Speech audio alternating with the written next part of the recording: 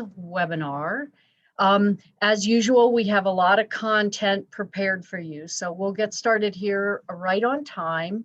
And hopefully this will be, a really useful webinar as you start planning for this upcoming season, talking about demystifying, cleaning and sanitizing of food contact surfaces. So we get a lot of questions on this topic, and so we're hoping that this webinar will provide the opportunity for you to learn something new and ask your questions as we go along.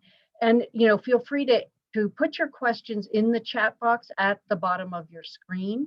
And if you find your questions don't get answered, we will circle back to you. We have your emails and we can put together an FAQ, or we can just answer your questions individually if you would prefer. And then you will get a link to the recording of this webinar. So we will get started then. All right, so today to talk about cleaning and sanitizing is myself, Martha Sullins, and Christy Dice, and we are both extension specialists at Colorado State University Extension, and we are both produce safety educators, so you probably run into us at different educational events over the last years. So I am recording this session just so you know, just we want to make sure that this gets out to everybody. This series is brought to you by the Produce Safety Collaborative, which is a group of collaborating organizations, so Colorado State University Extension and the Colorado Fruit and Vegetable Growers Association, Rocky Mountain Farmers Union, Fort Lewis College, Colorado Department of Agriculture, and we're all working together to provide produce safety education that meets your needs as growers. So that's the insignia that you see up there in the corner is our Produce Safety Collaborative. So before we get started, we just want to, it is telling me my polling won't elaborate. Okay, I cannot do my polling for right now, so we'll have to work on that. Okay. But we wanted to just get a sense of who is here with us. So if you wouldn't mind just popping in the chat if you are a grower, or if you are an educator, or another agricultural professional, that would just be really helpful for us to know who is on the line. So today we are going to talk about really why it is so important to have a sanitation program for your farm. That's, one of the primary things we want to cover. We're also going to talk about the different types of surfaces that you would include in such a sanitation program. And we want to go over those definitions of what cleaning, sanitizing, and disinfecting are. We know that there's a lot of, people use those terms interchangeably. But they really are very distinct processes. We're going to give you some resources that will hopefully get you started for this 2021 season, and then save some time for Q&A at the end. Things that we are not going to talk about are, the uses of sanitizers in processing water. So for washing fresh fruits and vegetables, we're not going to cover that. We really want to focus on those surfaces on your farm. We're going to focus on wet cleaning and chemical sanitation. There are certainly other methods, dry cleaning and thermal heat methods of sanitation, as well as mechanical methods. We are not going to cover those because we really wanted to hone in on this. And if there's a need, certainly, to cover those topics, we will circle back to that. But we wanted to let you know, how we're focusing today's webinar. So, why do you need a really robust cleaning and sanitizing program for the surfaces on your farm? So as many of you have probably been to a PSA grower training class or been to a good agricultural practices training, there are lots of different sources of potential contamination on farm. And so, from your workforce to soils or soil amendments, animals, the water that you use in for irrigation, post-harvest processing, and then all those other surfaces of tools, equipment, and containers, they can all be potential sources, but having a good cleaning and sanitizing program can really help you minimize the risks from that type of either direct contamination or cross contamination. And so, just along that entire, all those activities from production all the way through to shipping your product out, it really allows you to minimize those risks, which helps you ensure that your product is safe for customers. And then in the end, it's also making sure that your workers are all on the same page as you, and they know exactly what your cleaning and sanitizing protocols are, what their role is, and and how they can best uphold those. So we want to get started by talking about food contact surfaces, and so this is where we're really going to focus. And those are, as it sounds, those surfaces that come into direct contact with food. And so, of course, your hands, but also tools that you use to prune or harvest produce, any of the surfaces that tables, bins, boxes that produce might go in, those are all food contact surfaces. And so we really need to think about the integrity of those surfaces, and what they how they're used. Are they surfaces that are not smooth? Can either the starches, sugars from produce leach into them? Can the types of cleaning and sanitizing products that you're using, so think about a wood table, for example, can a product leach into that wood, or can it actually release a chemical that might be picked up by your produce? And so those are, things that we want to look for in terms of a good food contact surface. And so, that's a hard, non-porous surface. It's not going to corrode or degrade with repeated cleaning and sanitizing, along with any kind of potential chemical intrusion. It's also not going to take in water too, because we know, water is an important way that microbes can grow. So, again, we're just going to be looking for those surfaces that are, resistant to any kind of degradation. So this little figure here on the right shows you how we divide food contact surfaces into, we've got zone 1, which are direct food contact surfaces, and then we've got other zones, which we'll talk about in a minute. And so, I think it's always good to look at pictures and think through, what do these zones actually look like? And so this picture on the left, this that's labeled photo number 1, has 2 yellow arrows on it. And you can see the arrow that's pointing down that is labeled A, that's pointing to these roller brushes. And so those rollers are helping to move produce underneath of those spray nozzles, which are, washing the produce that's passing underneath them. And so those rollers we're going to have to be very concerned about the cleaning and sanitation of those, because they are direct food contact surfaces. So, we need to be thinking about how easily we're going to be able to clean and sanitize those. That second arrow is pointing to the spray nozzles right above. Those may be direct food contact surfaces, so a zone 1. They may be more like a zone 2, but it really depends on, does produce come through and maybe knock against those? Might something accumulate in those nozzles and drop down on the produce? So if there's any chance of that produce contacting those nozzles, we would consider that a zone 1. So that's going to be an area we're going to concentrate our cleaning and sanitizing. Otherwise, it's going to be a zone 2, which wouldn't come into direct contact with produce ordinarily. Photo number 2 probably looks familiar. A sorting table. That first arrow points to the inside of the edge of that sorting table, the side. And so, of course, those melons that are coming through that table, they are going to hit that side. So we need to be, really conscientious about cleaning and sanitizing that whole table, including the inside. But the outside, where arrow B is pointing, is really zone 2. So it's not in direct contact with food. or with produce, but we should still consider it in terms of our sanitation program.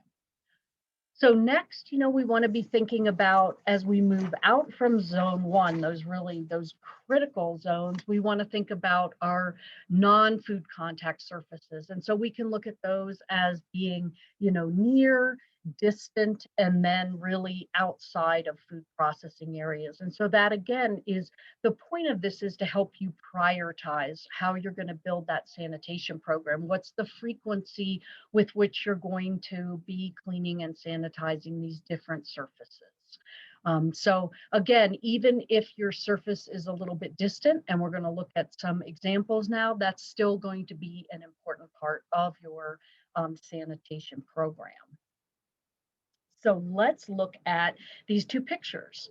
So we've got photo one on the left, has a yellow arrow pointing at some door flaps. So imagine, if I'm driving a truck into that area, or moving a forklift through it, if my produce is in open containers and those door flaps come into contact with it, well, all of a sudden those door flaps are a zone one.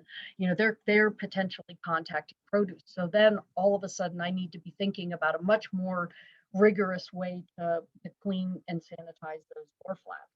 However, if I'm moving through closed containers, maybe they're inside of a truck or they're on a pallet jack and they never touch those door flaps, then those are more removed and they're more like a zone three food contact area. They're not a direct food contact zone one.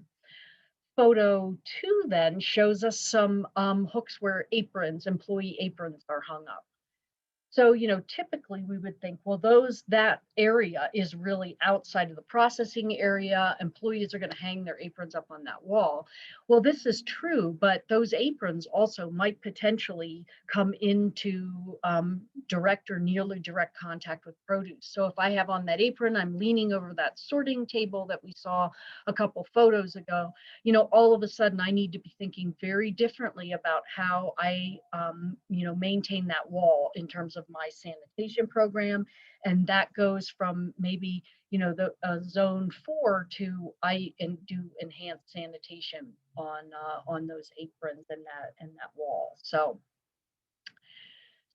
last graphic here is just to say, there are ways we can think about risk. And so one way is thinking about those zones. The other way is, what is the probability of there being some kind of contamination? How hard is it to clean and sanitize that area? And so then just a couple of examples to walk you through. If you look at A there, if we think about a particular food contact area. So let's go back to that sorting table and think about that is a zone 1 food contact area. So it comes into direct contact with produce. Parts of that are going to be harder to clean and sanitize, but it is going to be in continual contact with produce. That is going to be a high priority. So that's going to be, if we look at red, that's going to be a high frequency area for sanitation. So I'm probably going to look at every shift, or once a day. That is going to be part of my sanitation program. Let's look at box B, which is yellow. And so that is, in those more indirect contact areas. And so let's think of an example. So that could be indirect or maybe close proximity. Say it's a forklift or a pallet jack that's moving cartons of finished product around. And so it's not in direct contact, so it's not that close, but a little hard to clean. I'm probably going to have to drive it outside, but it's got some risk associated with it because it's moving around my warehouse. And so it's definitely a higher, in that medium priority. So I'm going to look at more moderate frequency sanitation for that forklift, because I don't want to be, potentially moving contamination around my warehouse or in and out of my cooler. And then if we look at C, which is in that more general area, and let's think of a loading dock, for example. So, that is not a direct contact area. It's really a more distant area. It's, the risk is a little bit lower. It's, it does have some I can clean that and sanitize that area, but it's going to fall in that lower frequency area. And so that may be, once a season, mid-season kind of thing where I would look at, a complete cleaning and sanitation for that area. So that just gives you some ideas of how to prioritize these food contact surfaces then, and how to start building that sanitation program. So Christy. Thanks, Martha. So we want to set the stage for the rest of our presentation, and a key part of that is really understanding these three terms and how they relate to each other. So cleaning is going to be that physical removal of, disease-causing microorganisms, dirt, any impurities, that may be on the surface of an object. And it often includes using that cleaner and water to physically remove them. And so this is really key to remember. This step is necessary before you can ever apply a sanitizing product or disinfecting product. And then if we think about sanitizing, that's going to lower the number of bacteria on those surfaces or objects to a safe level. And so that's determined by public health standards or other requirements. And so we think about sanitizers can be used on food and non-food contact surfaces. And then that last one, kind of a new term that's been introduced to all of us in this last year, is disinfecting. And so that's where we're actually killing bacteria and viruses on those surfaces or objects with some kind of chemical product. And generally, disinfecting is for non-food contact surfaces. And that's because they're used at that higher concentration and can potentially leave residues on those surfaces that aren't safe for food. And Martha's going to talk more in detail about the exceptions to that, but there are some exceptions to disinfecting, but generally we're thinking about those being non-food contact surfaces. Next slide, please. So when you're setting up your sanitation program, you want to have a couple goals in mind. And so the first goal is really to reduce any opportunities for those biofilms to develop and grow on your surfaces. And so a reminder about biofilms, those are those bacterial microcolonies that adhere to a surface and can protect any bacteria that are inside that film. So a good example of that is plaque on your teeth. So when you wake up in the morning and you can feel that little layer of stuff on your teeth, that's considered a biofilm. Or another good example that I like is, when I dump out my dog water bowl, there's that layer of kind of weird slimy stuff in the bottom of the bowl. So those are some examples of biofilms to get you thinking about, what that is. And so a lot of times, we'll see a biofilm form on a surface because it wasn't cleaned and sanitized properly. And once you have those biofilms on that surface, they can be really difficult to remove. So it's important to have a good sanitation program so you don't even have those biofilms develop in the first place. And so the second goal of your sanitation program is looking to create those opportunities for clean breaks. And so clean breaks are when you're separating those production lots by doing a full cleaning and sanitizing of all your surfaces before and after produce processing.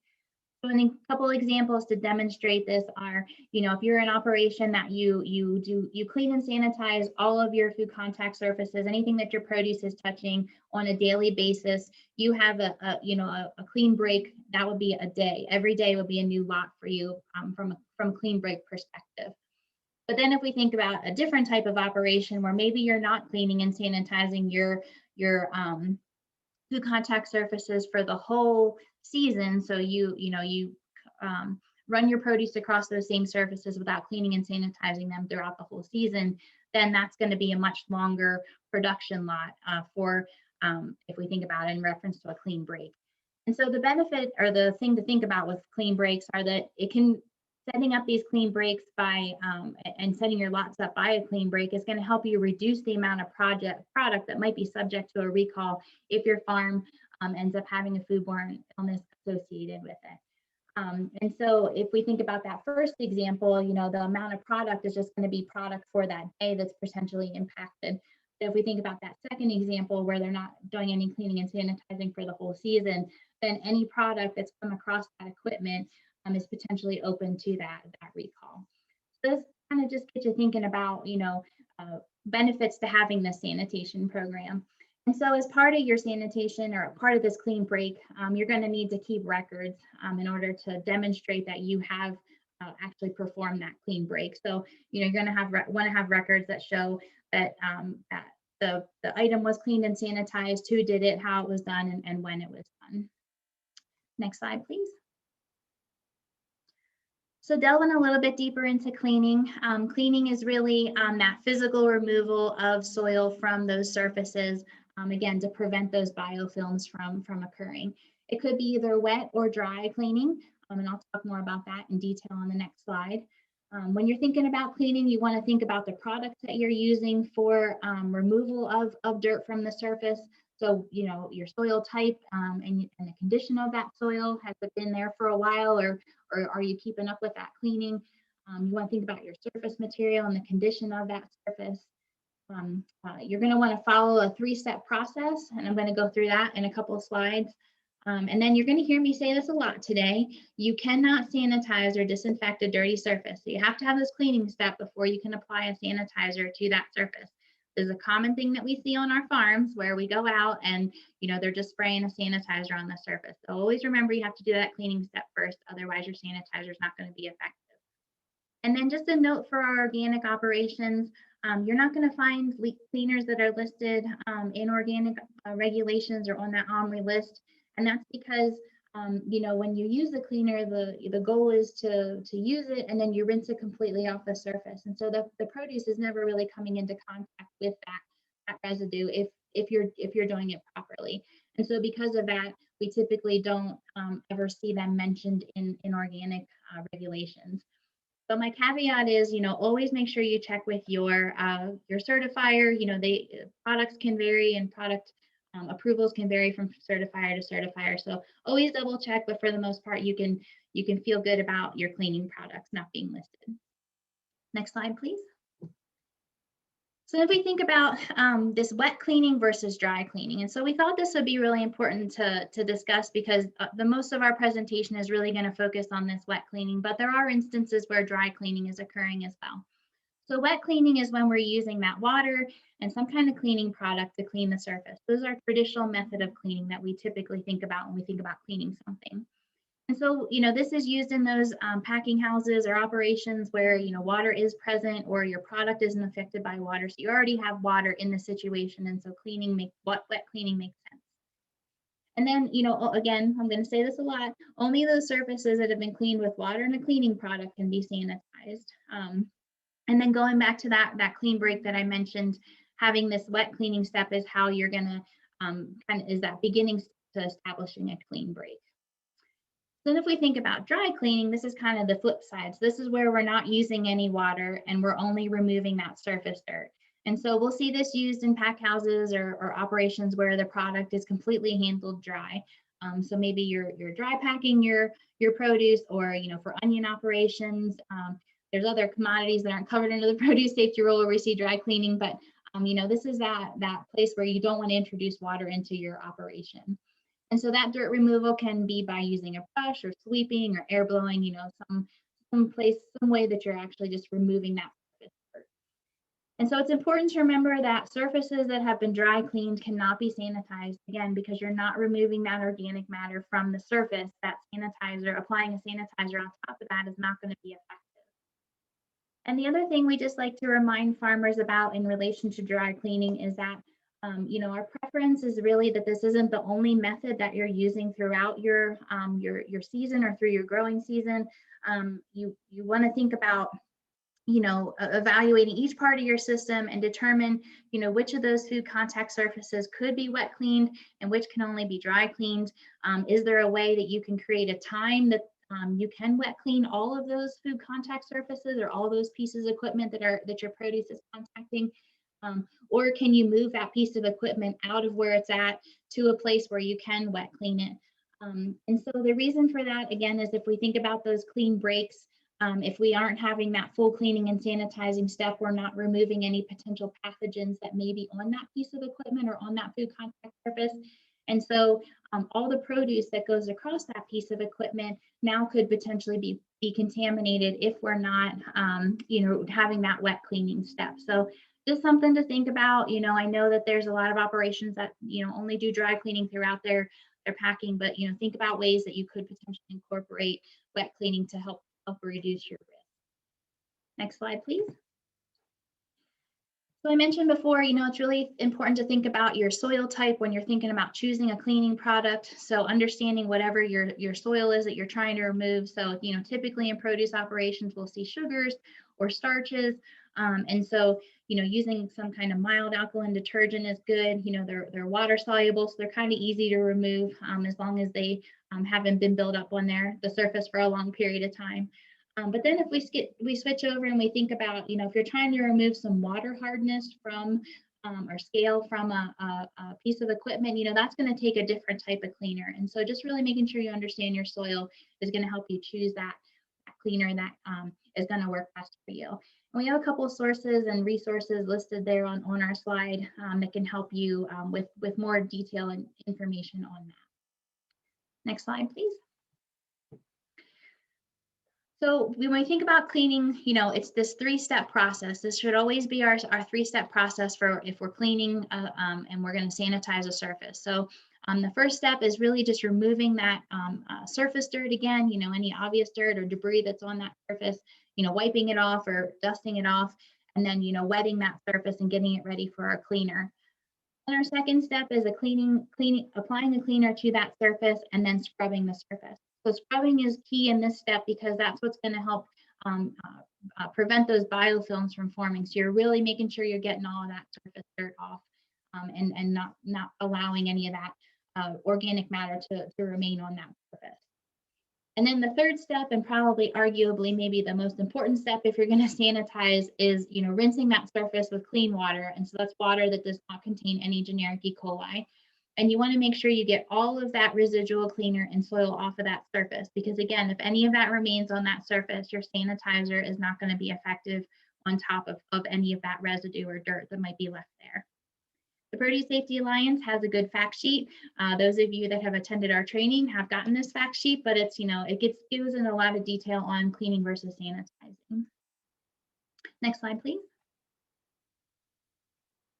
Okay, so now our surface is clean, and now we're going to think about sanitizing it. So sanitizing, again, is reducing the number of microorganisms of public health significance to a safe level within 1 minute. But it's important to remember that it does not completely sterilize the surface. You can see there, we're getting high reduction of those microorganisms, but it's not completely eliminating them. And so that's just always key to remember with sanitizing. We get them down to those safe levels that, we can use them for food, but it isn't completely sterilizing that surface.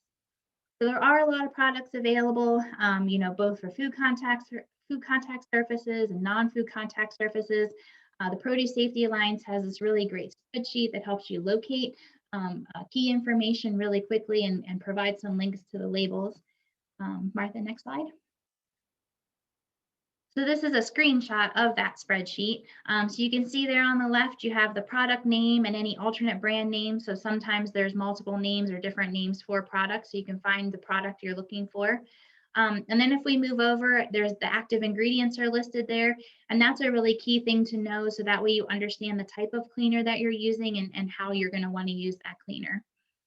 Probably my favorite part of this spreadsheet is the information about the EPA label. And you may think that's weird because I'm like a geek about this, but I really like that there's a link to the label. So you don't have to go to the EPA website and try and find the label. You can just click on the link there in that spreadsheet, and it's going to download that label for you. So it's really, really helpful tool, and I really like that part of this spreadsheet.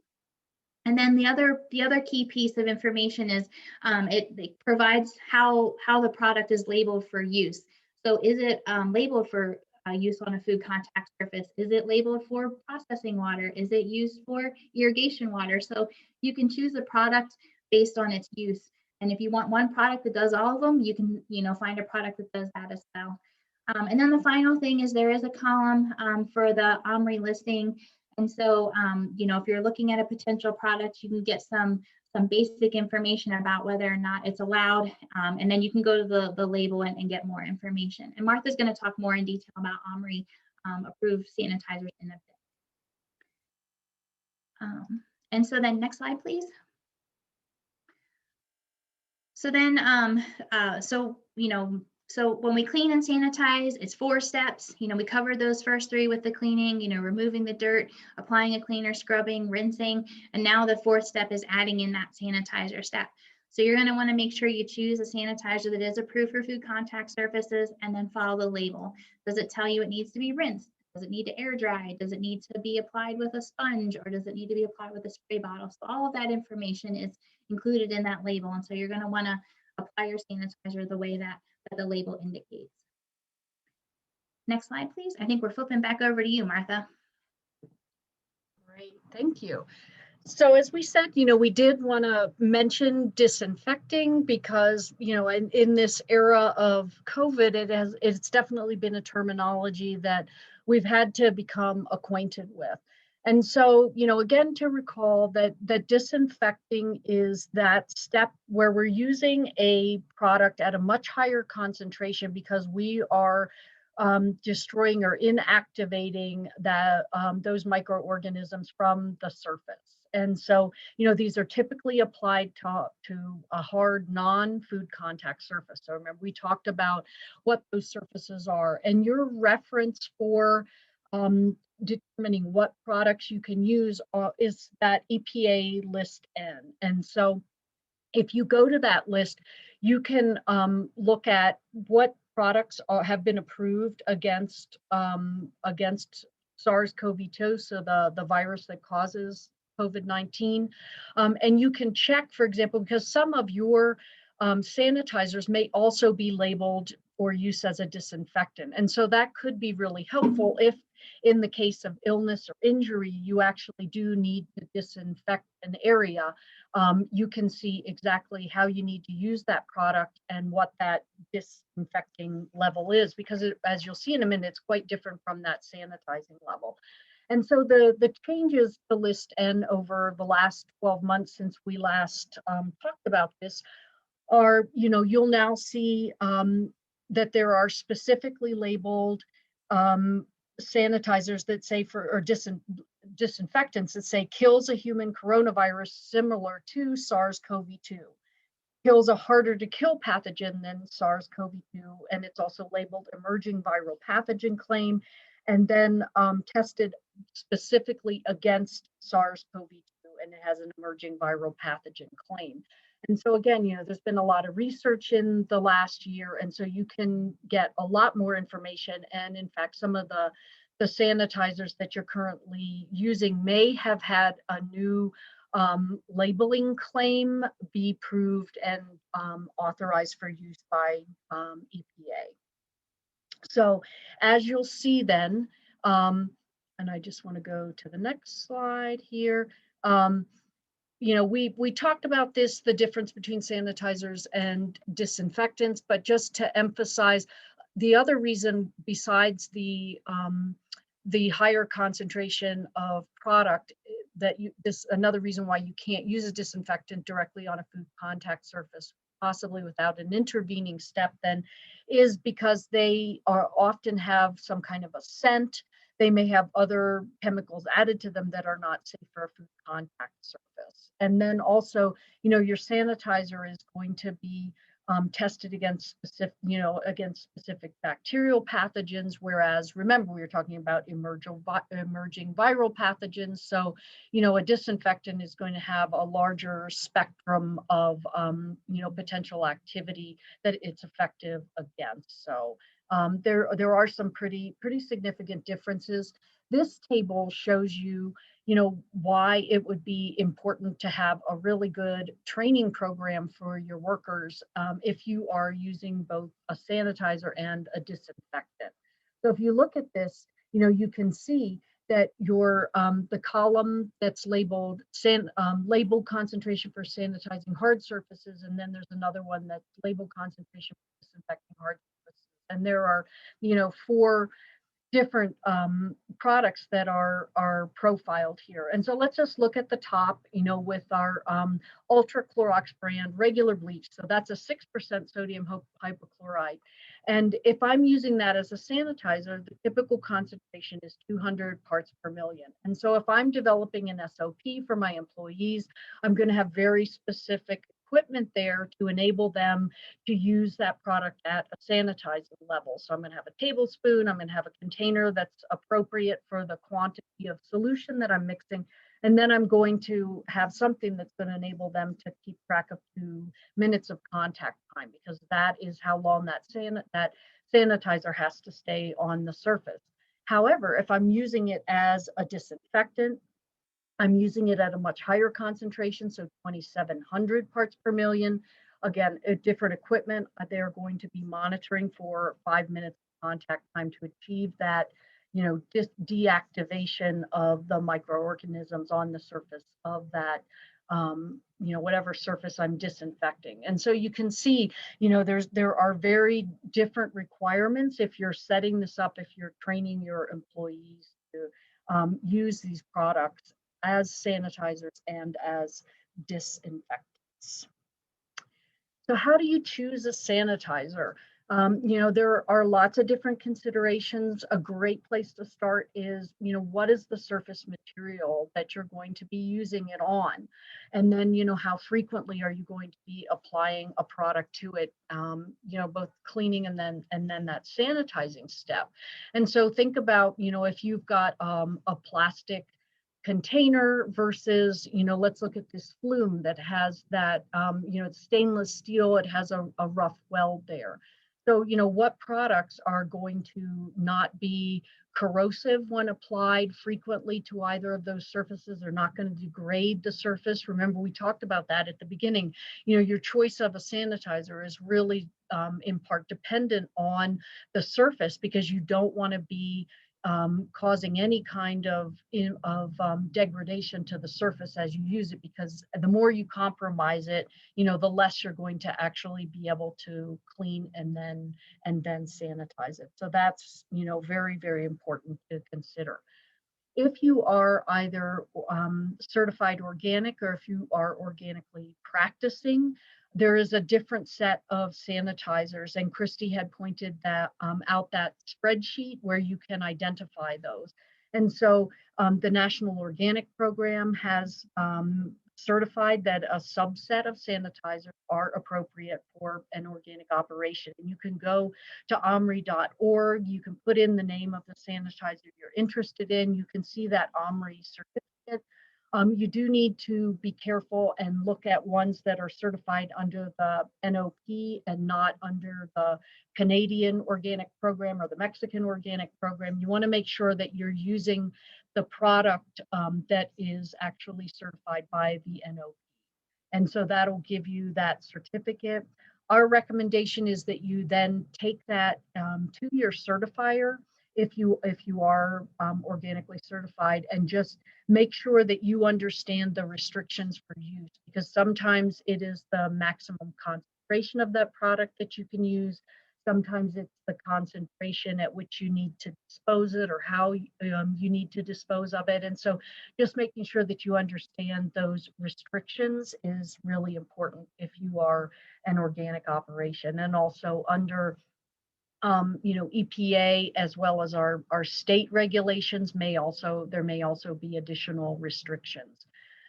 You can check some of those out by looking at this National Pesticide Information Retrieval System. So that's super helpful, because if I pop in, for example, Sanidate into that database, it will come up with 8 different products. And, really quickly there, I can see what the 8 labeled Sanidate products are. I can see their registration number. I can see there's a link to the label as well as the active ingredients. And so it's just another way of very quickly identifying how I'm going to use this product for my surface as well as other conditions. The label will offer some information on appropriate PPE, any equipment you may need if you need to foam it. For example, if I'm cleaning this rough weld, I may well want to use a foamer, because it's going to be difficult to establish really good contact with all the rough surfaces there of that weld.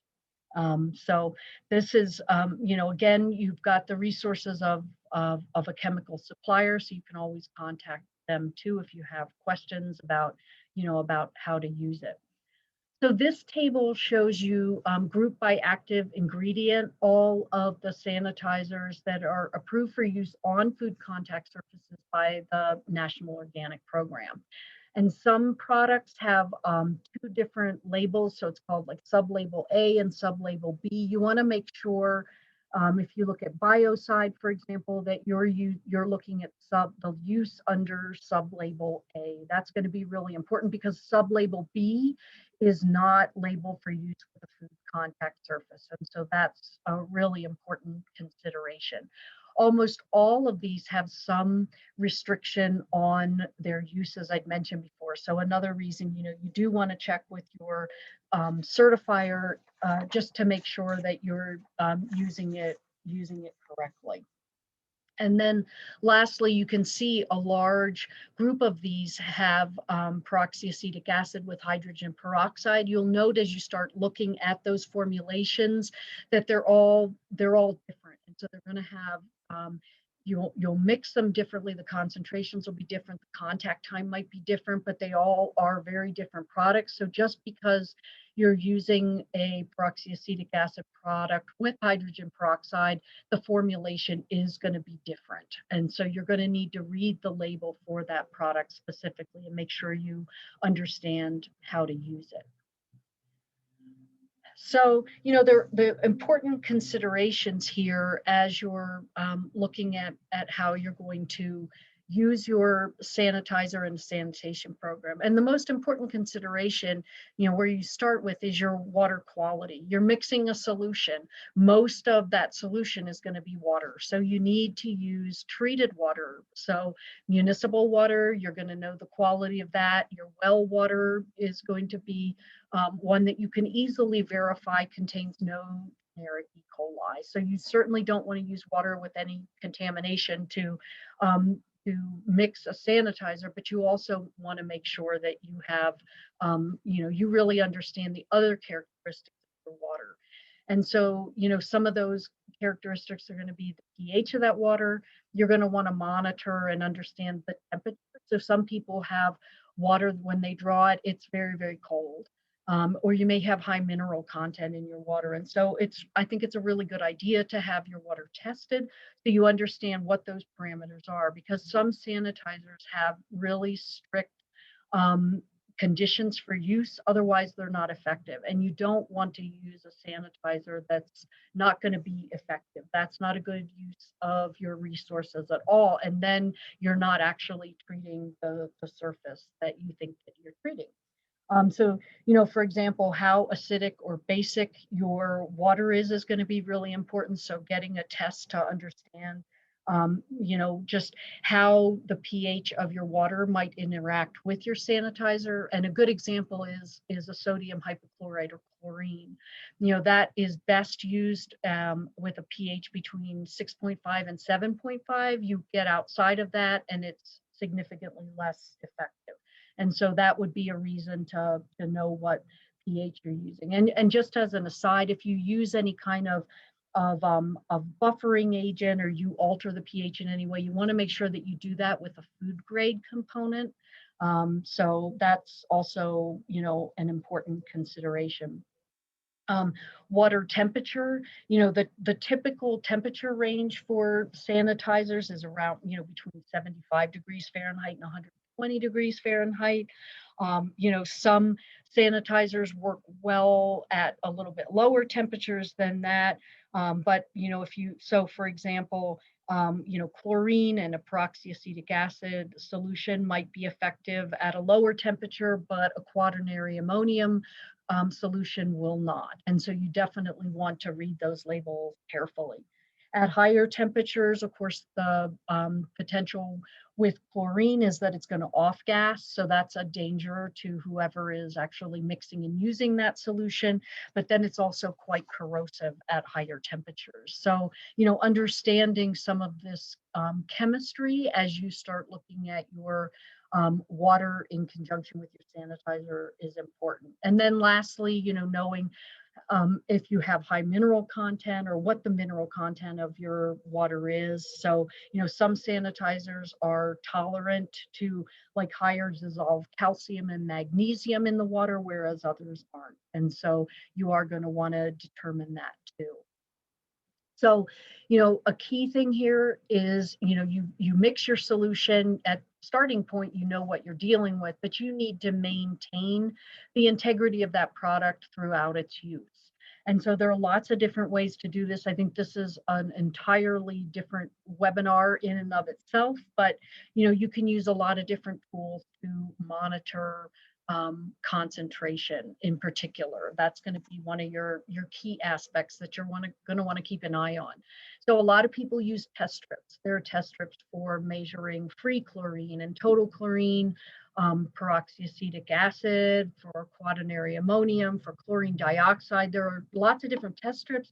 Test strips aren't infallible, and so they typically go on color coding. Many of you probably use like pH test strips, or again, if you look at a free chlorine test strip, it's really hard to see those nuances in color. Water temperature may affect how you read them. And so, there are other ways, for example, titration kits that can allow you to really accurately understand the concentration of sanitizer in your solution. And then there's equipment like colorimeters that allow you to really they allow you also to accurately check parameters like free chlorine or pH.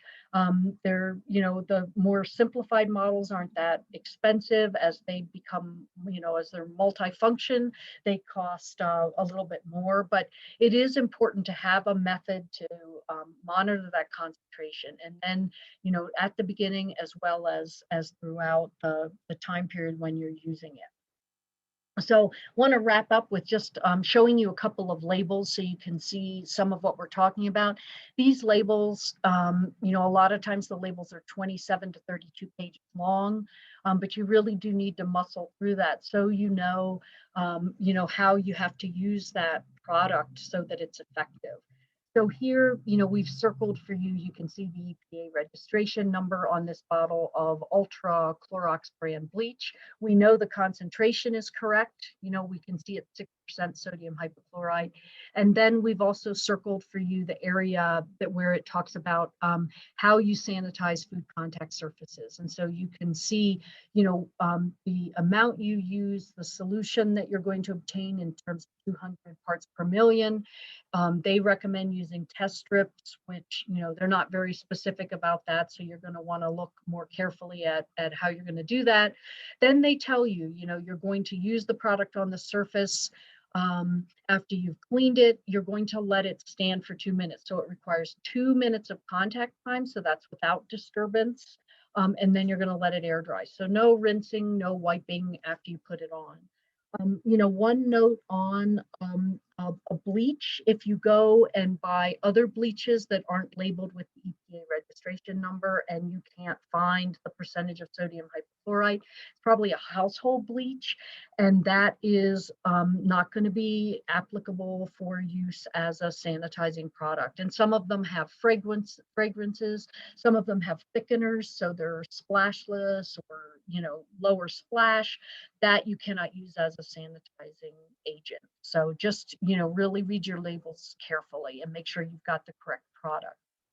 Here's a peroxyacetic acid product. This is Sanidate 5.0. Again, I can easily find that EPA registration number.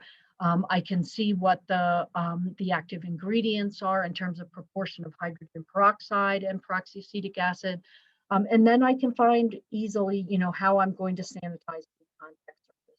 So again, I can see, how much I'm going to use, the concentration I'm going to be obtaining, and how I'm going to use it.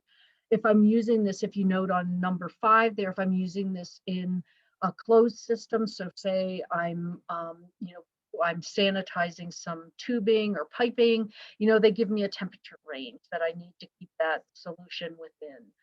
Again, the surface it needs contact time with that product of 1 minute. I'm going to allow it to drain. It's going to air dry. I'm not going to rinse it at all. Really important information. So these labels are super important.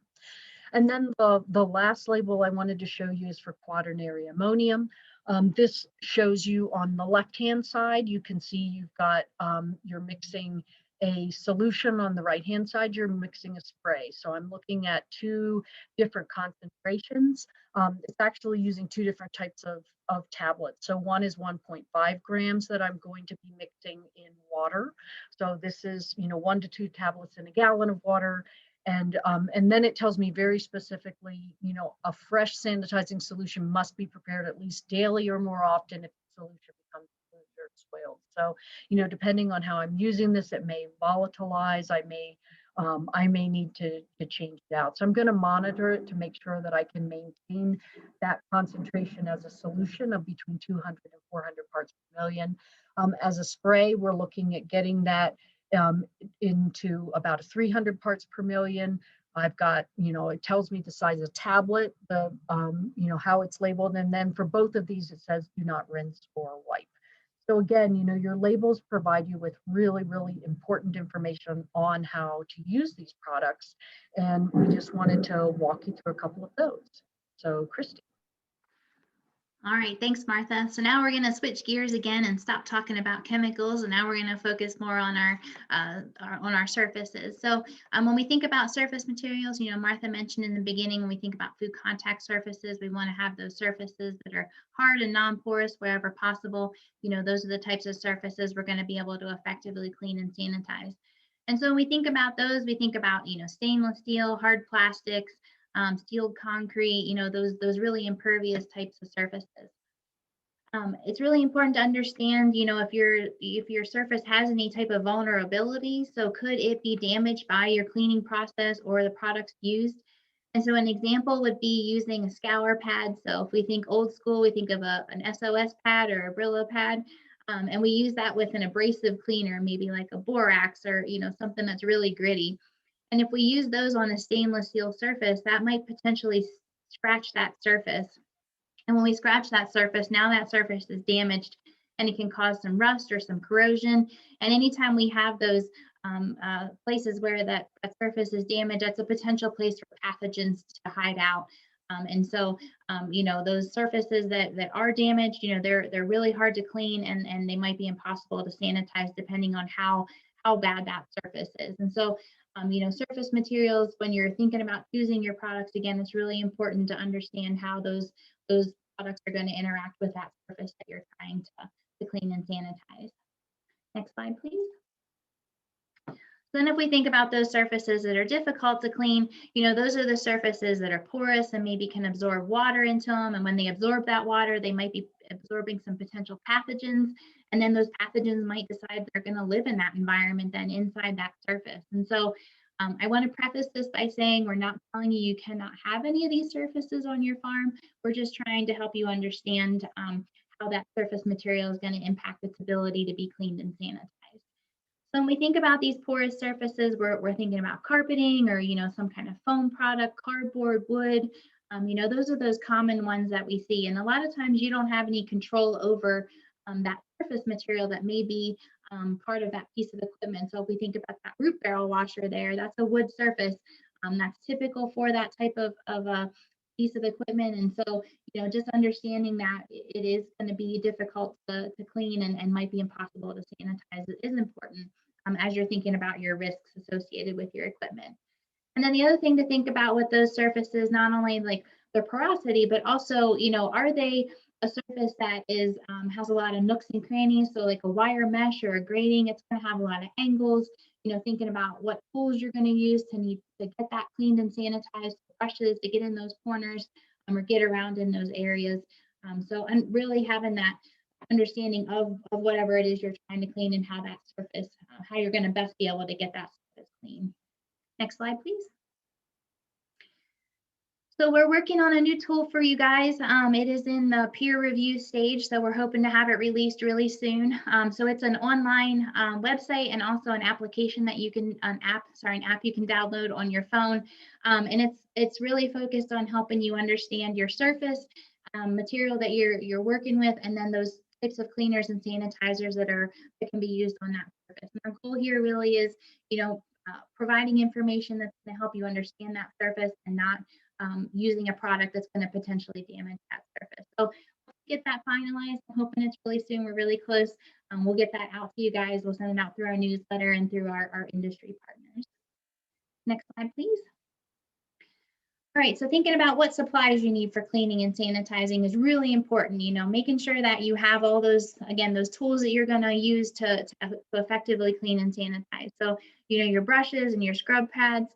We think about brushes.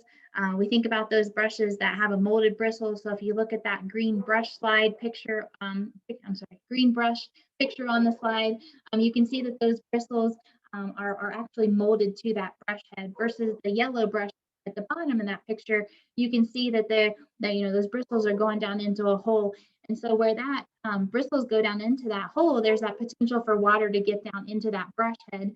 And then again, once that water's in there, there might be pathogens in there and they might live. And so then now your cleaning brush is turned into a potential source of contamination. So those folded bristle brushes, they're a little bit more expensive, but you can clean and sanitize them. You can keep using them until they fall apart. So it just something to keep in mind with brushes. And then also thinking about the other types of supplies you're going to need. So how are you going to apply your products that you're using? Do you need spray bottles? Do you need a foamer, hoses? If you are using hoses, make sure you store those hoses up off the ground so they can drain, and so that way contaminants don't get into the hose. That can be really easy. You can just use a bungee cord and tie it up, and then it's off the ground. Having a good measuring tool and having one that's the correct size for whatever it is you're trying to, sorry, my picture is covering part of the information there on the slide. I apologize for that. But having that vessel that's going to help you measure out the correct amount of product is going to be really important. So an example of that is, if you only need an ounce of a product, but you have an 8-ounce measuring cup, the likelihood that your employees are going to use more is probably higher because everybody thinks more is better with cleaning and sanitizing products, even though it's not. That's the mentality. So having that appropriate size is going to be really important. And then having those supplies to monitor your sanitizers is important as well. Next slide, please. Okay, so thinking about managing these cleaning and sanitizing tools, so you're using these tools to clean all your food contact surfaces. So you want to manage them in a way where they're not going to become contaminated. So a good way to do that is to color code or label your tools. So designate that only your black tools, your black brushes, they get used for your floor drains. It's a really good color association there. And then if we think about yellow tools, maybe they're only used for your food contact surfaces. And so when your employee goes and grabs that yellow brush, they know that they're only going to use that on food contact. And then, your tools that you use for cleaning and sanitizing, they also need to be cleaned and sanitized because, again, you don't want them to become that potential source of contamination. And so if you're unable to clean and sanitize those tools, then just make sure that you replace them frequently. Next slide, please. So now I'm going to talk a little bit about pressure washing. This is one of my favorite things to talk about. A lot of consternation around this with my food safety partners out there. But our concern with pressure washing really is, that aerosolization of dirt. So when you're pressure washing, there's all that mist blowing around you, and there's potential debris in there, or maybe some pathogens in there, and that's spraying all around, and that's potentially getting on your food contact surfaces. And so that's the concern with pressure washing. We understand that you're going to do it, and so we want to give you some best practices on how to do it to help minimize your risks.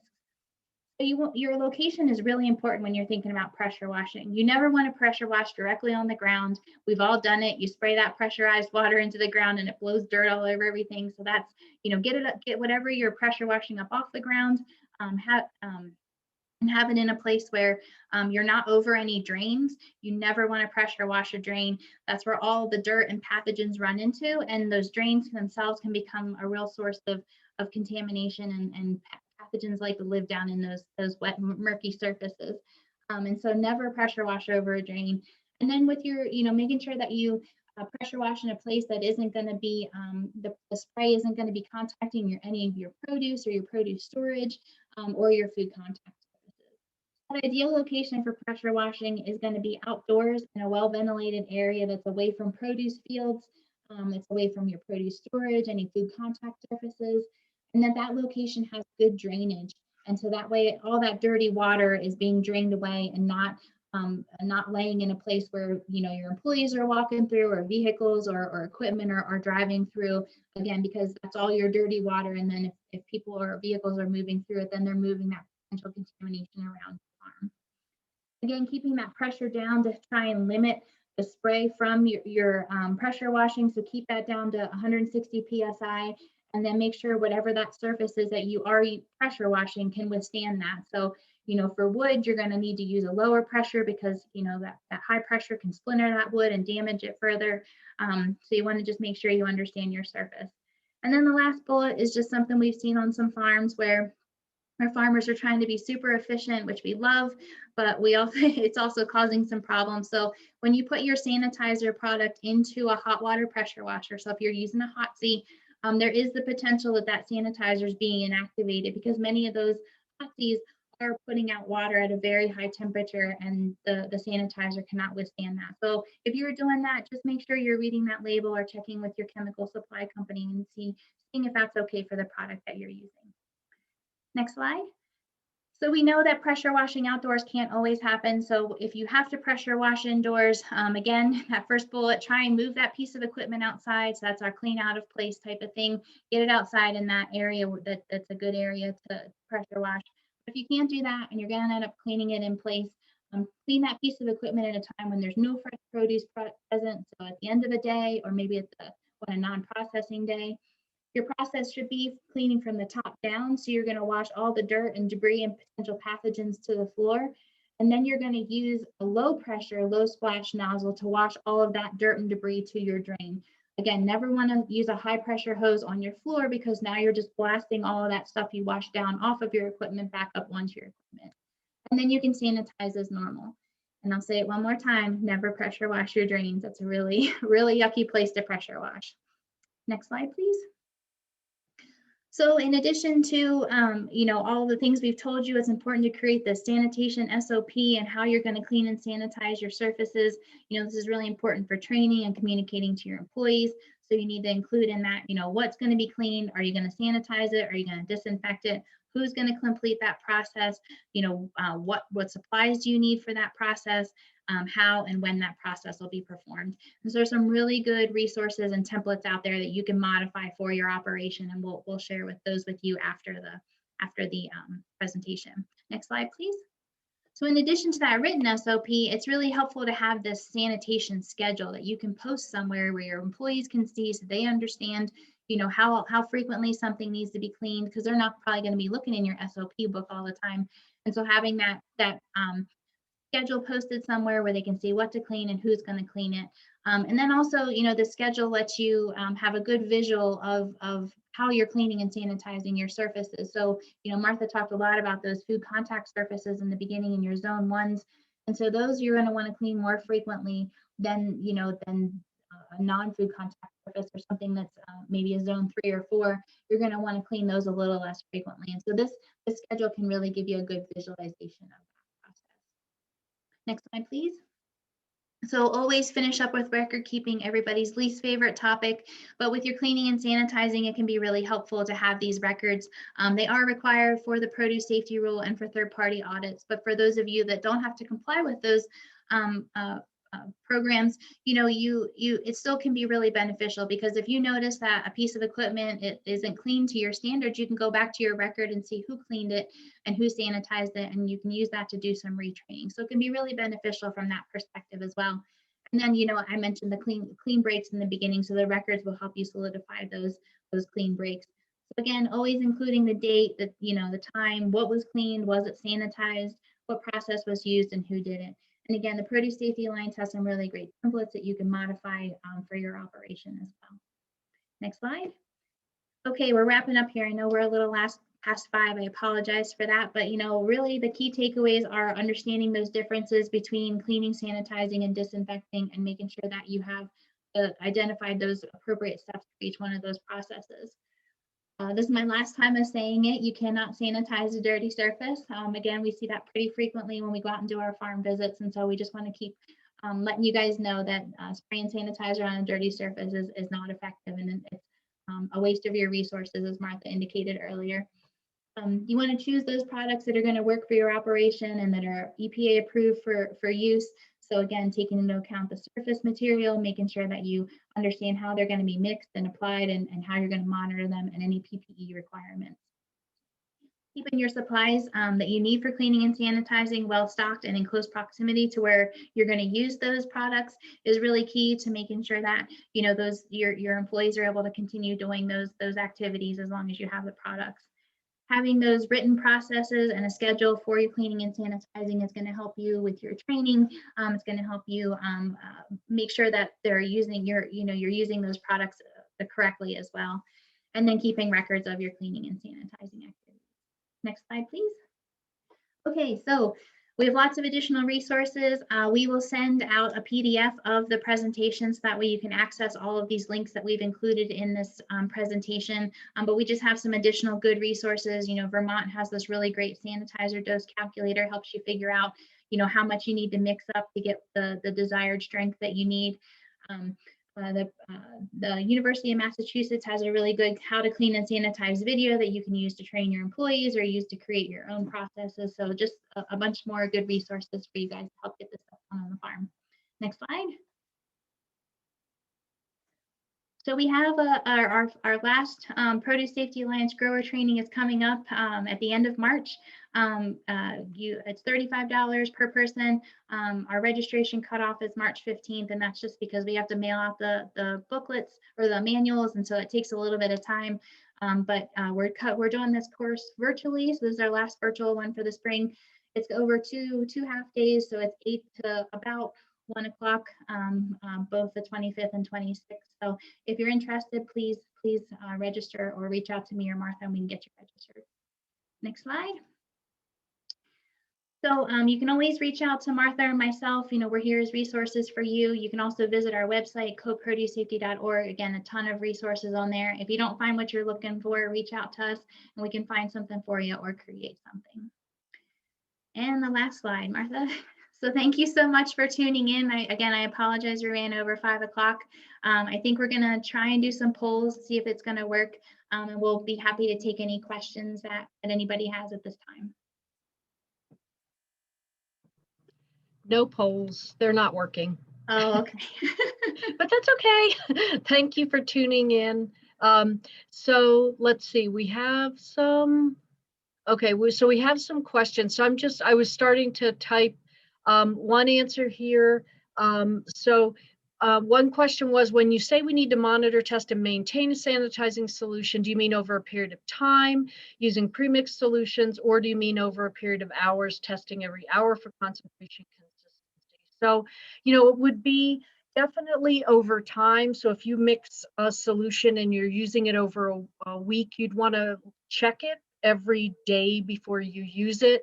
And then if it's something that's, you know, like open to the environment, you're using it over throughout the day, it would be good to check it to make sure that it's at the desired concentration. So, and then we have another question. What practical methods to validate that your cleaning and sanitizing procedures are effective? So what are they, or is that even important? And so that is, I'll start, and then Christy, if you want to join in on this, but there are definitely, you know, some practical tools. One of those is using, for example, an ATP meter to see if you have adequately cleaned a surface before you move on to your sanitizing step. And so that's one way that people typically, you know, they'll look at what those critical cleaning and sanitizing areas are, and then use ATP to determine, you know, how well their sanitation program is working. Okay, so, oh, and then we have another question. What is an on-farm readiness review? What is an OFRR?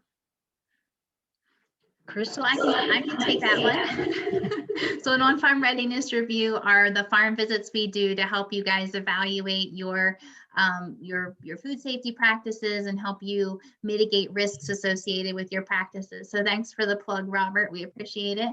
So we'll come out to your farm. They generally take around 4 hours depending on the operation. And we'll walk around and discuss your food safety practices and observe your employees doing as many activities as we can. So if they're harvesting and if you have any packing going on, those are the things we're going to want to see. And then we just give you real-time feedback and help get you ready for your produce safety inspection if you're going to be inspected, or if you're not, if you're a farm that is not covered by the rule, if you're exempt in some way, we still provide a lot of really good feedback for you on mitigating those risks associated with growing produce, since we don't grow it in a sterile environment. So if you're interested, or if you want to request an OFR, please just reach out to me or Martha, and we can get that scheduled for you. Awesome. And just to reiterate, we will be sending out the link to this recording, and we'll send along a copy of the slides too. So you can both grab any links as well as, just any information that might be helpful as you start working on your own sanitation program. So let's see. There's may have been a small error on one of the slides. On your first slide, the brush was hanging on the wall with the handle down.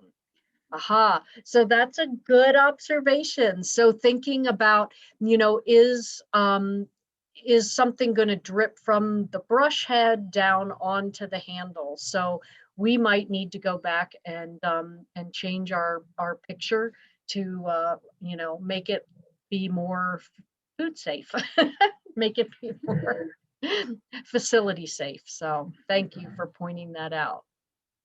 Yeah, as Christy said, you need to be vigilant. You're not just looking at your food contact surfaces, but the tools you're using to maintain those surfaces. So yeah, making sure that you manage those tools properly is very important, and don't contaminate them.